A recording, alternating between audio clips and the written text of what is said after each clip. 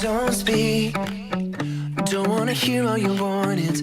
Don't get what Hello, my name is Alice. away. Hi, my name is sobre. And we are going to talk about metaphysics. And the different point of view of Plato and Aristotle. And why did we do that introduction? Why not? First, we are going to talk about metaphysics. Metaphysics is a branch of philosophy whose topics in antiquity and the Middle Ages were the first causes of things and the nature of being. It is concerned with the ultimate nature of existence and reality. Aristotle gives this name to what is after the physics, covers topics such as cosmology, that is space and time, determinism and free will, mind and matter, ontology, that it covers being, existence and reality, then is necessity and possibility, and finally identity and change.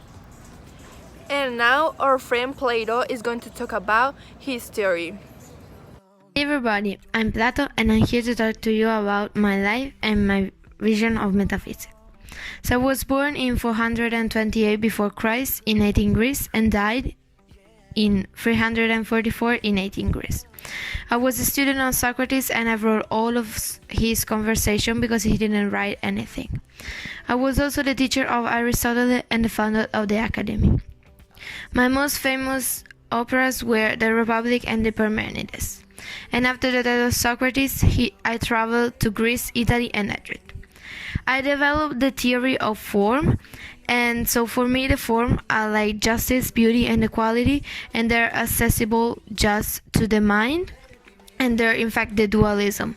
So the form are like ideas, and the sensible are the object, and the form are abstract concept, ideal, eternal, unchanging, unmoving, and indivisible.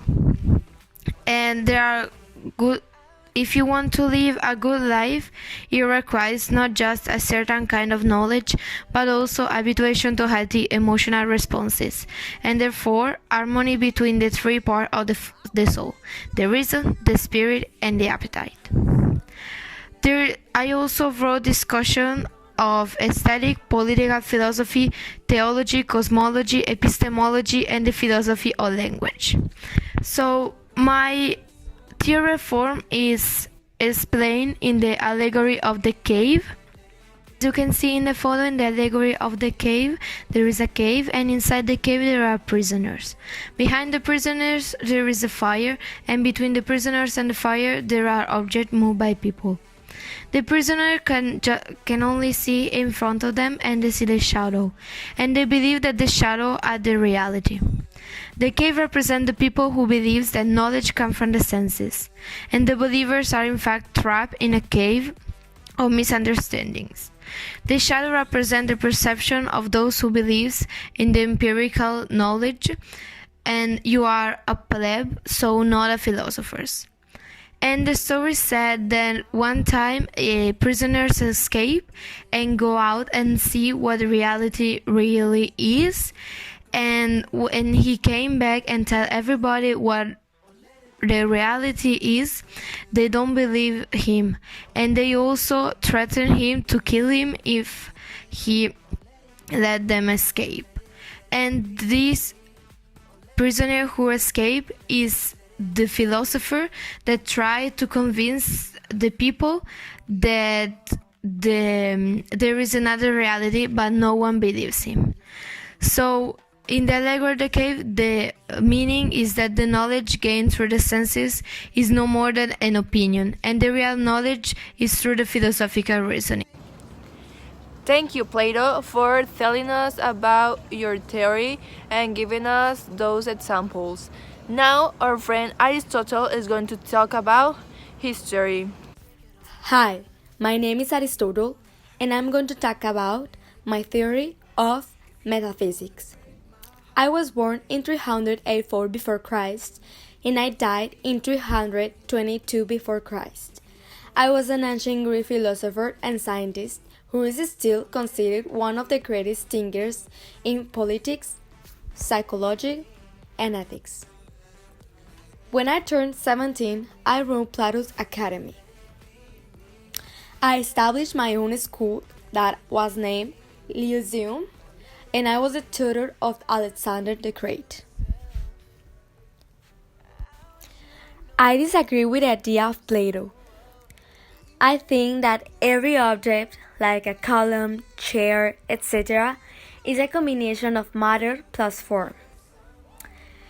Every physical reality is a combination of substance, that is what things are made of, and an essence, that is what things really are. For me, substance and essence always come together. There is no ideal world of forms, there is only the physical world. And we should talk more about universals than forms. Change is determined by the essence of things. It's necessary for every object, everything, to become all they can be, that they can achieve their potential. Potential is full flight toward civilization. For me, there is no infinitive regress. There must be a final explanation for the universe, and I call it the unmoved mover. In conclusion, the philosopher that makes more sense for us is Aristotle because he justified his theory with material examples that are on this earth. They are understandable and that we can touch, feel, and see. On the other hand, Plato gives an impossible example without any fundaments and that can be proved only in our mind or imagination. It only explains about a world in which we don't really have proof that actually exists. Thank you.